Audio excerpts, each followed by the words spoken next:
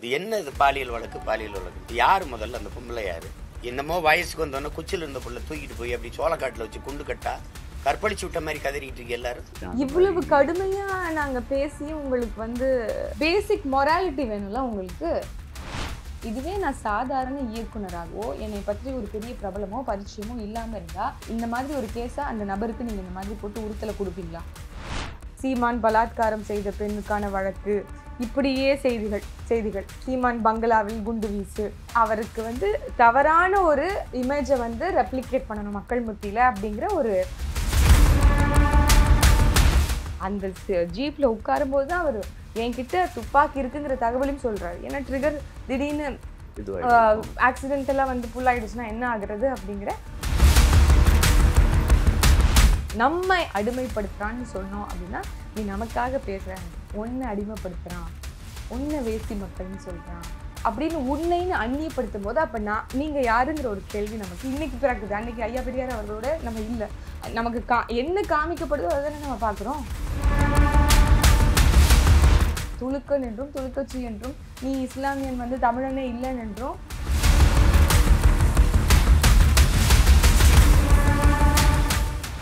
Wow தமிழா நேயர்களுக்கு வணக்கம். நாம் தமிழர் கட்சியின் இளைஞர் பாசறையின் தமிழக ஒருங்கிணைப்பாளரான ஃபாத்திமா ஃபர்ஹானா அவர்களை சந்திக்கிறோம். வணக்கம்.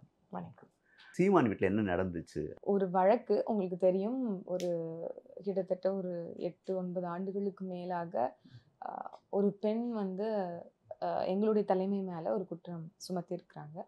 அது தொடர்ச்சியாக ஊடகங்கள் குறிப்பாக எந்தெந்த காலங்களில் வருது அப்படின்னா, நாம் தமிழர் கட்சியினுடைய வாக்கு விகிதம் உயரும் போது, தேர்தல் நெருங்கும் போது, நாம் தமிழர் கட்சிக்குன்னு ஒரு பிரதான முக்கியத்துவம் ஊடகங்கள் கொடுக்கும் போது அவரை பத்தின ஒரு நெகட்டிவ் பப்ளிசிட்டி மக்களுக்கு போகணும் அப்படிங்கிறதுல அதிகார வர்க்கம் ரொம்ப கண்ணும் கருத்துமா இருக்கு அப்படிங்கிறத நம்மளால பார்க்க முடியுது. தொடர்ச்சியாக இந்த மாதிரியான ஒரு துயரங்கள் துன்பத்துக்கு நம்ம ஏன் ஈல்டாகணும்? இந்த வழக்கை நம்ம ஸ்குவாஷ் பண்ணிடலாம். பிகாஸ் இது முகாந்திரம் இல்லாத வழக்கு. காரணம், அதற்கு எங்களோட வழக்கு லீகல் விங் சார்பாக முன்வைக்கப்பட்டது என்ன அப்படின்னா, இவங்க 2 பேரும் மேபி பிஃபோர் மேரேஜ் அவங்களுக்கு ரிலேஷன்ஷிப் இருக்கோ இருக்காதோ அதெல்லாம் வேற ஒரு சப்ஜெக்ட். பட் அது முடிஞ்சிருச்சு. அவங்களுக்கு வேற ஒரு திருமணம் ஆயிடுச்சு, எங்களுடைய தலைமைக்கு வேற ஒரு திருமணம் ஆயிடுச்சு. அந்த காலகட்டத்தில் அமைதியாக இருந்திருக்கிறாங்க. அதற்கு பிறகு அவருக்கு குழந்தையும் பிறந்துச்சு, அந்த காலகட்டத்தில் அமைதியாக இருந்திருக்காங்க. இது எல்லாத்துக்கும் மத்தியில் அவங்க வெவ்வேறு ஆண்களோட தொடர்பு கொண்டு அவங்களுக்கு ரிலேஷன்ஷிப் உருவாகி அவங்க எல்லாரும் மேலேயும் இவங்க அக்யூசேஷன் வச்சு அந்த கேஸ் எல்லாம் வெவ்வேறு மாநிலங்களில் தனியாக ஓடிக்கிட்டு இருக்கும்போது யாரினுடைய தூண்டுதலின் பேரில் இந்த மாதிரியான தொடர் என்ன சொல்றது, நெருக்கடியை கொடுக்கணும், ஒரு டிஸ்டர்ப் பண்ணிட்டே இருக்கணும், ஒரு அமைதியை சீர்குலைக்கணும் அப்படிங்கிற ஒரு போக்கை யார் தூண்டுதலின் பேர்ல இவங்க பண்றாங்க அப்படிங்கிறத ஒட்டுமொத்தமா கலைச்சிடணும் அப்படிங்கிறதுக்காண்டி ஒரு முகாந்திரமற்ற ஒரு கேஸை ஸ்குவாஷ் பண்றதுக்காக நம்ம தரப்புல இருந்து தான் ஒரு வழக்கு முறையிட்டது. அதுக்காக தான் இப்போ விசாரணைக்காக அழைச்சிட்டு இருக்கிறாங்க. ஏற்கனவே கடந்த வழக்குல பிரைமா ஃபேசி இல்லை அப்படின்னு சொல்லி முழுமையாக ஒத்துழைப்பு கொடுத்து கடந்த முறை வளசரவாக்க காவல் நிலையத்தில் நம்ம ஃபுல்லாக கம்ப்ளைண்ட் எழுதி கொடுத்துருந்தோம். அப்போ மேலே நாம போட்ட வழக்குக்கு இப்போ திருப்பி விசாரணை கூப்பிட்டு இருக்காங்க. முதல் முறை கொடுத்த போதும் எங்களோட தலைமை சுற்றுப்பயணத்தில் இருந்தாங்க. 2வது முறை தான் இப்போ கொடுக்குறாங்க. ஆனால் கையில் கொடுக்கல, மாறா வீட்டினுடைய சுவரில் ஒட்டிட்டு போகிறாங்க, வீட்டினுடைய கெயிட்டில் ஒட்டிட்டு போகிறாங்க. ஒட்டிட்டு போனதுக்கு அப்புறமா வீட்டில் இருக்கிறவங்க பிரித்து அதை கிழிச்சிடுறாங்க. அதாவது அதுலேருந்து அந்த ஒட்டி இருக்கிறதுலேருந்து எடுத்துடுறாங்க. எடுத்ததுக்கப்புறம் திருப்பியும் அங்கே இருந்த போலீஸ் எல்லாருமே குறிப்பாக ஃபஸ்ட்டு ஒட்டிட்டு போனது வலசரவாக்கம் போலீஸ் ஸ்டேஷன்லேருந்து காவலர்கள், ஆய்வாளர்கள். அவங்க போனதுக்கப்புறம் இங்கேருந்து வேவு பார்த்து நீலாங்கரையினுடைய மேபி ஐஎஸ்ஆர் இருக்கலாம், வேறு யார் வேணாலும் இருக்கலாம், அவங்க திருப்பியும் நீலாங்கரை போலீஸை கூப்பிட்டு அவங்க பிச்சிட்டாங்க அப்படின்னு சொல்லிட்டு வந்தாங்க. முதல் முறை ஒட்டும் போதும் ஏன் ஊடகத்தை கூட்டிட்டு ஒட்டினாங்கிறது தெரியல. அதுலயே ஒரு திட்டமிட்ட ஒரு அவதூறு, இல்லை ஒரு கெட்ட பேர், ஒரு அவப்பேர், ஒரு நெகட்டிவா இப்ப பாத்தீங்கன்னா எல்லா இந்த குட்டி பெட்டி கடைகள்ல செய்தித்தாள்கள் அங்க ஒட்டப்பட்டிருக்கும்ல, அதுல மெசேஜ் எல்லாம் எப்படி இருக்கும், செய்திகள்லாம் தலைப்பு செய்திகள்லாம் எப்படி இருக்கும் அப்படின்னா, சீமான் பலாத்காரம் செய்த பெண்ணுக்கான வழக்கு, இப்படியே செய்திகள் சீமான் பங்களாவில் குண்டு வீசு, எல்லாம் அவருக்கு தவறான ஒரு இமேஜை ரெப்ளிகேட் பண்ணணும் மக்கள் மத்தியில அப்படிங்கிற ஒரு அணுகுமுறையை ஊடகங்கள் கையில் எடுக்குது அப்படின்றத நம்மளால பார்க்க முடியுது. அப்போ முதல்ல சமன் ஒட்டும் போது எதுக்கு மீடியாவை கூட்டு வந்தாங்கிறது தெரியல.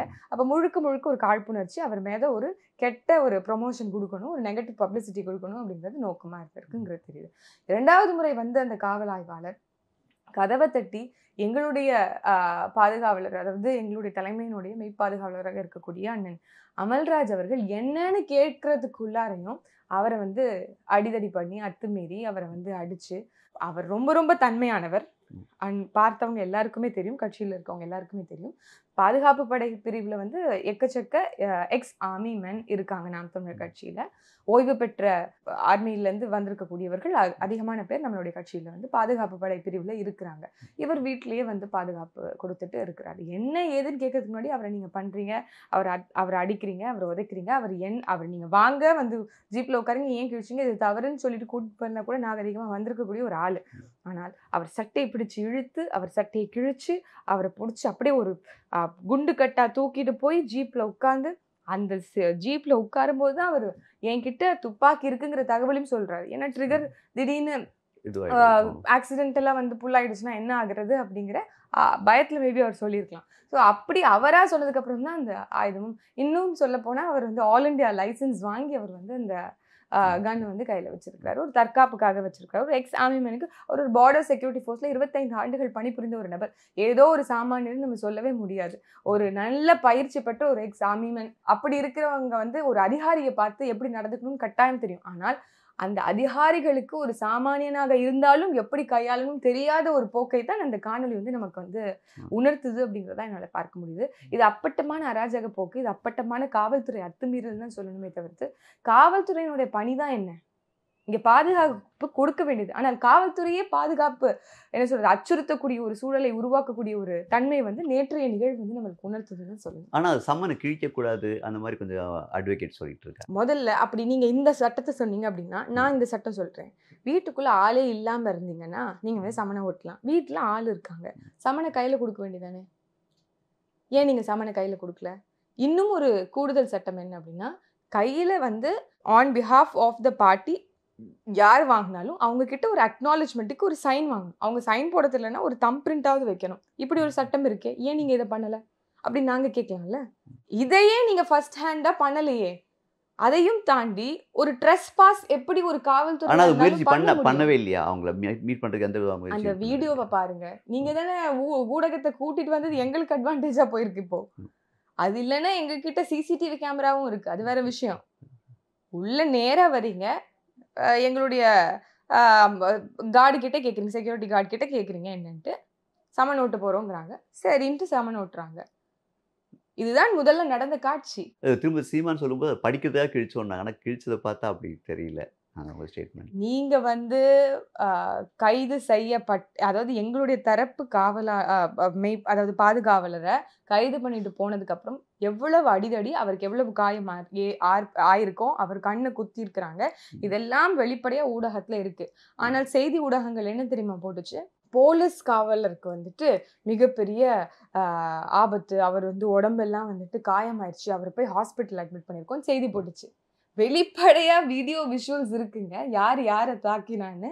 அப்படி இருக்கும்போது காவலருக்கு வந்து இந்த மாதிரி ஆயிடுச்சு, நீங்க பொய்ய பரப்புவீங்க, என்ன வேணாலும் சொல்லலாம், அவங்க மேல போய் குற்ற வழக்குகளை நீங்க போடலாம். அவர் வந்து உயிருக்கு அச்சமூட்டும் வகையில நடந்துக்கிட்டாருன்னு, அவர் ஆர்ம்ஸ் வச்சிட்டு இருந்தாரு அப்படிங்கிற 2 பொய் வழக்குகளை நீங்க போட்டிருக்கிறீங்க.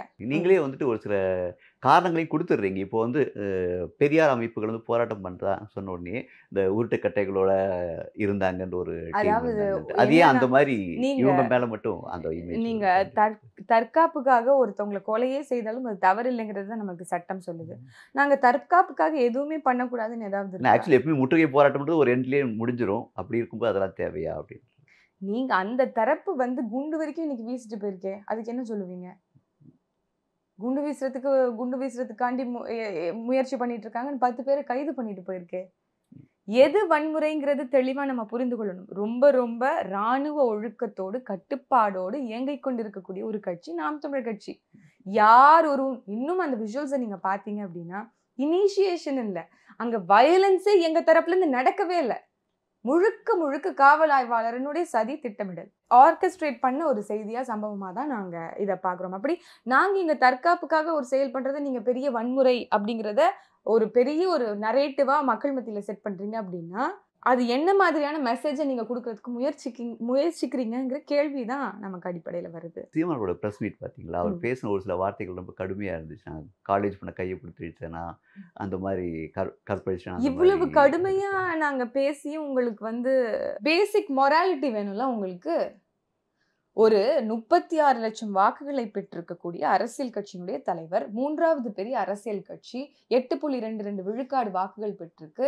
இத்தனை மக்களினுடைய நம்பிக்கை அபிமானமாக இருக்கக்கூடிய ஒரு தலைவர், ஒரு சாதாரண திமுகவினுடைய கவுன்சிலருக்கோ ஒரு வார்டு மெம்பருக்கோ இல்ல ஒரு உறுப்பினருக்கோ இந்த மாதிரியான அணுகுமுறையை திமுகவின் காவல்துறை செய்யுமா? ஏன்னா ஐயா ஸ்டாலின் அவர்களுடைய நேரடி கட்டுப்பாட்டு கீழே இருக்கக்கூடிய காவல்துறை.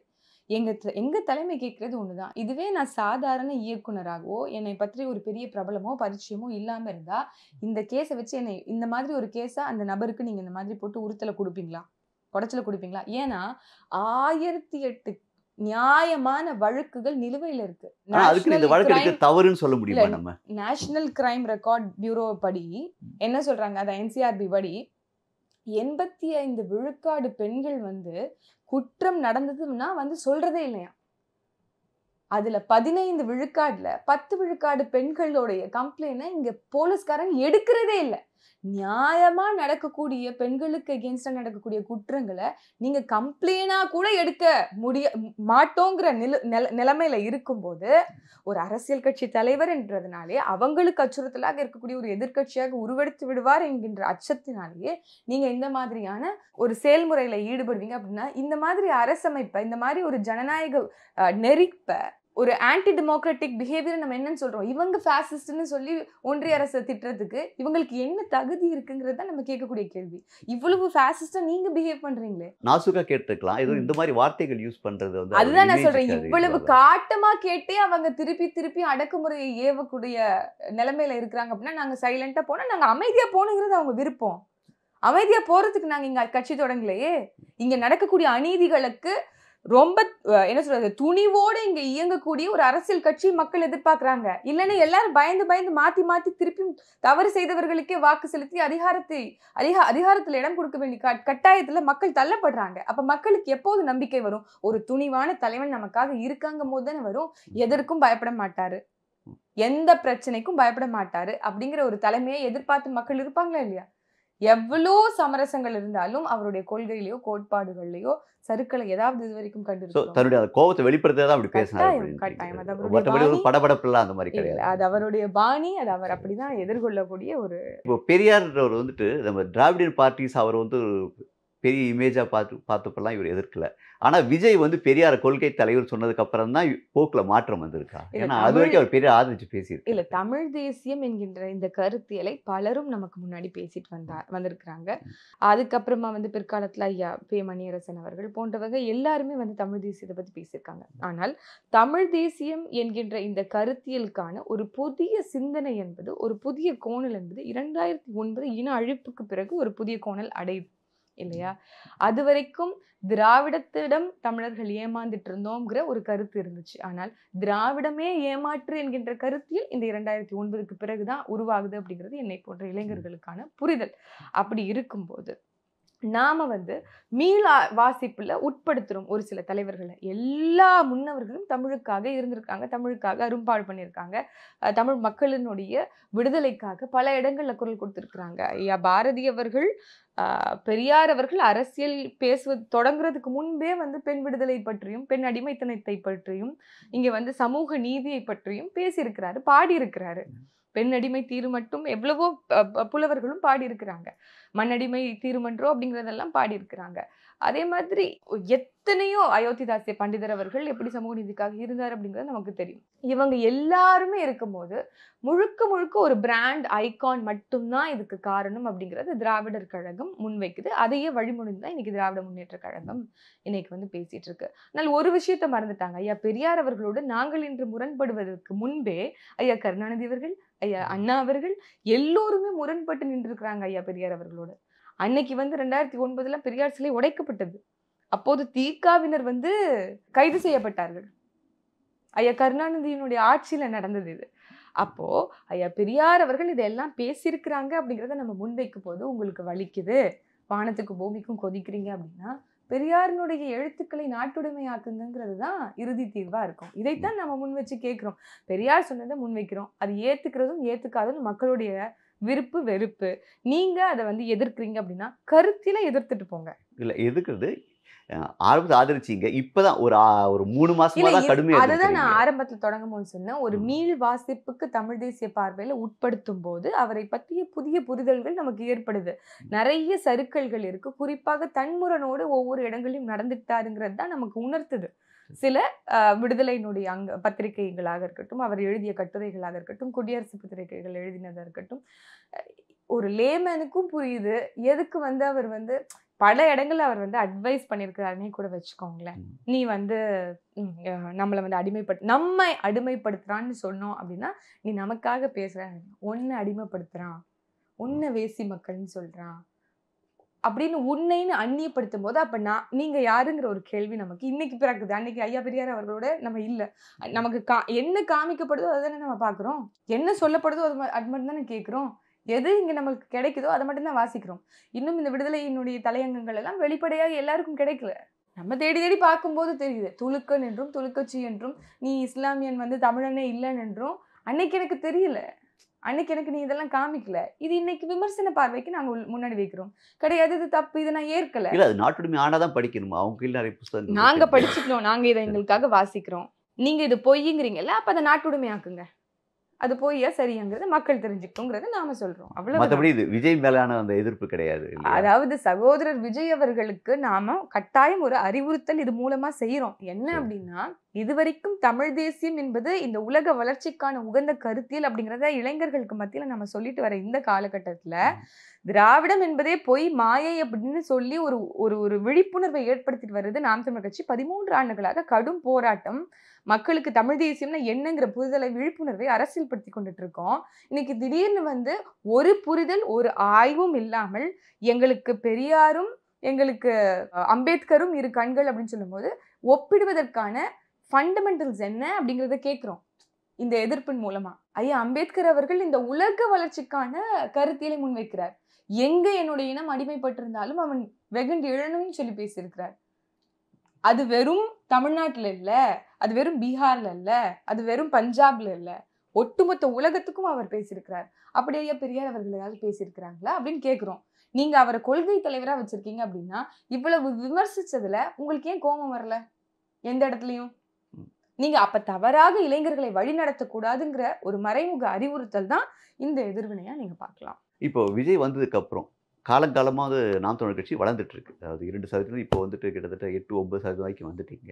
விஜய் வந்ததுக்கு அப்புறம் நாம் தமிழர் கட்சியோட பலமான இளைஞர்களை இழக்கிறோமோன்ற ஒரு பயம் இருக்கா?